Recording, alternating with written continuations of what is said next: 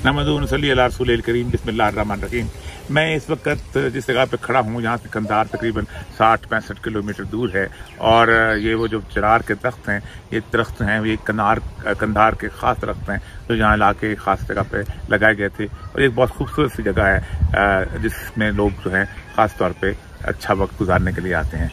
अगरचे कि अफ़गानिस्तान की खाना जंगी के दौरान ये जगह भी खासी डिस्टर्ब हो गई हुई थी, लेकिन उसके बावजूद भी कहीं चूँकि पाकिस्तान में ये जगह है इसलिए ये इतनी ज़्यादा जिसे कहते हैं ये डिस्टर्ब नहीं रही। इस वक्त सूरत हाल ये है कि पूरे का पूरा इलाका जो कि अफ़गानिस्तान के बॉर्डर का इलाका है, उनके यहाँ एक सरखुशी का आलम है और वो 1995 से लेके उस वक़्त के 2001 के तालिबान के उस अहद को याद कर रहे हैं कि जब इस पूरे खित्ते के अंदर एक अमन आ गया था।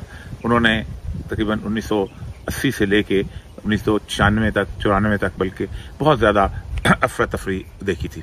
इस वक्त सूरत हाल जो है, ताज़ा तरीन सूरत हाल जो है वो ये है कि अभी कुछ चंद मिनट पहले बगराम के जो जेल है उसके अंदर तालिबान दाखिल हुए हैं और उन्होंने वहाँ पर तालिबान ने अपने जो कैदी हैं उनको रिहा कर लिया है। दो बड़ी लीवरेजेस थी कि जो उनके पास थी अशरफ गनी गवर्नमेंट के पास, और वो उस वायदे पर अमल दरामद नहीं कर रहे थे। एक पहली लीवरेज उनके हाथ से थी कि उनके पास तालिबान के कैदी थे और उन्होंने ये कहा था कि जब हम नेगोशिएशन टेबल पर बैठेंगे तो हम इन तालिबान के कैदियों को रिहा करने के लिए खास कीमत लगाएंगे या अपने आप को बेहतर तौर पर ज़्यादा बार्गेन कर लेंगे। अगरचे के मुआवजे के अंदर शामिल था कि उन्होंने 5000 कैदी रिहा करने। इसी की बुनियाद पर जब उन्होंने 1000 कैदी रिहा किए थे तो उन्होंने इल्ज़ाम लगाना शुरू कर दिया कि तालिबान जो हैं उनके वो कैदी जो हैं वापस हमारे खिलाफ लड़ रहे हैं, जिस पे सोहेल शाहीन ने बाकायदा मेरे प्रोग्राम में आकर कहा था कि हमारे कैदियों को, हमारे लोगों को तो जहाद की 6-6 महीने तक जो है वक्त ही नहीं मिलता, आप क्या बात करते हैं। हमने सबको कहा कि आप आराम कर लें। जो बाइडन ने जो 3 बुनियादी वजूहात बताई थी कि अफगानिस्तान की जो फोर्सेस हैं वो जीत जाएंगी, वो तीनों की तीनों आज मुकम्मल तौर पर नाकाम होती नजर आई। उन्होंने कहा था ये एक ऐसी फोर्स है कि जिसको दुनिया की बेहतरीन ट्रेनिंग मिली है, इससे बेहतर ट्रेनिंग जो है कोई और दे ही नहीं सकता। दूसरा, ये वो फोर्स है जिसके पास दुनिया का बेहतरीन असला और शानदार किस्म के इक्विपमेंट मौजूद है, किसी और फोर्स के पास दुनिया में मौजूद नहीं। और तीसरा ये था कि इस फोर्स को सैटेलाइट से और बाकी चीज़ों से बहुत सारी किस्म की मदद हासिल है और यही वजह है कि ये जीतेगी, लेकिन वो नहीं आगे बढ़ सके। उसकी 2-3 वजूहात हैं कि जो अफगानिस्तान के अंदर नजर आती हैं। एक तो ये है कि अफगानिस्तान की अंदर 1996 में जो तालिबान के साथ जंग हुई थी वो उज़्बेक और ताजिक मलेशिया की जंग थी। उज़्बेक इकट्ठे थे और उनका सरबराह दोस्तम था, और ताजिक इकट्ठे थे और उनका सरबराह जो था अहमद शाह मसूद था। वो पश्तूनों के साथ उनकी पुरानी लड़ाइयाँ जो थी उसी हिसाब से चलते थे। 4 अगर उज़्बेक मारे जाते थे तो वो अपना बदला पश्तूनों से जाके लेते थे। इसी तरह वो तालिबान को एक पश्तून एंटिटी समझ रहे होते। इसी तरह हज़ारों का भी तकरीबन 600-700 साल की पुरानी फाइट थी, वो भी हज़ाराजात के इलाके में भी ये हुआ। लेकिन अमेरिकन की जो प्लानिंग आई है वो अजीब व गरीब किस्म की थी। उन्होंने एक multi cultural, multi regional, multi ethnic force बनाने की कोशिश की। 5 से 7 हज़ार डॉलर तनख्वाह देके उनको एक जगह इकट्ठा करने की कोशिश की। अब हो ये रहा है कि तालिबान जिस शहर में जाते हैं, एक तो यह है कि पब्लिक की रायमा खड़ी हो जाती है कि अब हम यहाँ पर लड़ने नहीं देंगे, अब हम यहाँ पर जंग नहीं होने देंगे, हमने 40 साल बहुत जंग देखी। दूसरा यह है कि कहते हैं कि तालिबान को वो आपके सामने आप सरेंडर कर दें, और वो भी समझते हैं कि यहाँ मेरे साथ एक सिपाही ताजिक है, दूसरा उज़्बेक है, चौथा पश्तून है, तीसरा कोई और है, तो मैं लड़ूंगा तो मैं तो किसी काम का नहीं रहूंगा, तो अपने आप को सरेंडर करते जाते हैं। तीसरी अहम तीन वजह यह है उनकी करप्शन। दुनिया का कोई अखबार ऐसा नहीं है, दुनिया का कोई ऐसी रिपोर्ट नहीं है कि उन्होंने कहा कि 50% असला जो है उन्होंने तालिबान को बेच न दिया। ये चारों चीजें मिलके ऐसी कैफियत हुई है कि बिल्कुल 1994 से लेके 95 तक जैसे उन्होंने तालिबान ने 80% अफगानिस्तान जो था उसको कब्जा कर लिया था और उसका अमन कायम कर लिया था, वैसी कैफियत आज पैदा हो रही है। आज भी कोई जगह ऐसी नहीं है। अब जलालाबाद का इलाका है, जलालाबाद जो है उनका मेन सेंटर रहा है जहाँ पर उन्होंने अपने आप को काबुल के बाद ज्यादा स्टैब्लिश किया था। कल सुबह का जो वहाँ एंट्री हुई है वो एंट्री इतनी पीसफुल थी, इतनी पुरअमन थी, इसका आप तसव्वुर नहीं कर सकते। और सुबह का जो नाश्तों का मैंने देखा है उनकी सादगी आप मिला दें, आपको किसी भी जगह तालिबान का वो जो नाश्ता नजर आएगा, एक सादा सी रोटी, एक चाय और ये चीजें।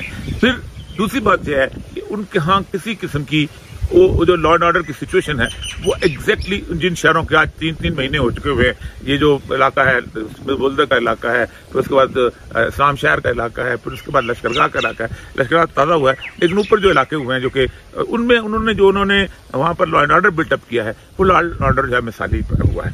तालिबान की ये सारी कैफियत जो है इसमें उन्होंने ये कहा है हमने एक माहदा किया था, हमने एक माहदा ये किया था कि जब हम इस वक्त आपस में बैठेंगे तो हम एक साथ इस मामले को हल कर लेंगे। हम काबल 96 की तरफ फतह नहीं करना चाहते, हम ताकत के जोर पर यहाँ नहीं आना चाहते। आप बैठ जाएं, जिसका जितना शेयर है, जितनी ताकत है, जितनी कुव्वत है, उस हिसाब से वो गवर्नमेंट के अंदर शामिल हो जाए। उसके साथ हुआ यह है कि तालिबान ने फरवरी के मुआहदे के बाद आहिस्ता आहिस्ता गेंस करनी शुरू की। उन्होंने आहिस्ता आहिस्ता रूरल अफगानिस्तान जो था उसको फतह करना शुरू किया। इस रूरल अफगानिस्तान को फतह करते करते इस कैफियत में आ गया कि 85% अफगानिस्तान उनके पास था।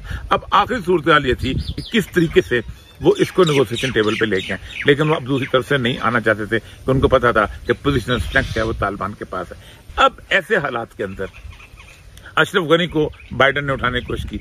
2 दिन पहले इस्माइल खान के बारे में कहा कि इस्माइल खान जो है बहुत बड़ा कमांडर है, ये हमने भेज दिया। टर्की से दोस्तों को भेजा, वो भी नाकाम हो गया, वो भी उसकी फोर्सेस नहीं चल सकी।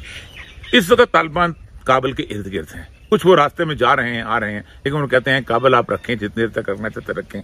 हमारा ये वादा है कि हम इससे बाजूर नहीं आएंगे, जो जितना शेयर उसमें आता है हमारे साथ आए, लेकिन एक बात पे हम कंप्रोमाइज नहीं करेंगे कि अफगानिस्तान का जो निज़ाम है वो शरीयत की बुनियाद पे होगा, क्योंकि अगर हमें जमहूरियत और ये आईनी सिस्टम ही लाना था हम 20 साल मार न खाते। लेकिन इसके दौरान सबसे अहम मामला यह है कि तुर्की का किरदार बहुत गलत होता जा रहा है। अर्दोगान साहब ने शायद ये समझा है कि दोस्तम जो हैं, जो कि उज़्बेक है और वो टर्क नस्ल से है, और जो है अपना दूसरे जो है अहमद शाह मसूद वो भी टर्क नस्ल से हैं, तो हम चाहे टर्की की बहुत बड़ी खिलाफत बनाने की कोशिश कर रहे हैं। तो उन्होंने अपने कहा कि हमने सिपाही वहां रहेंगे। अब मुझे ये बताइए कि सिर्फ एक एयरपोर्ट पे अगर टर्की परचम अपना लहरा लेता है तो कितने दिन तक लहरा सकेगा, जबकि पूरा अफगानिस्तान उसके खिलाफ होगा। ये ताज़ा सूरत हाल है।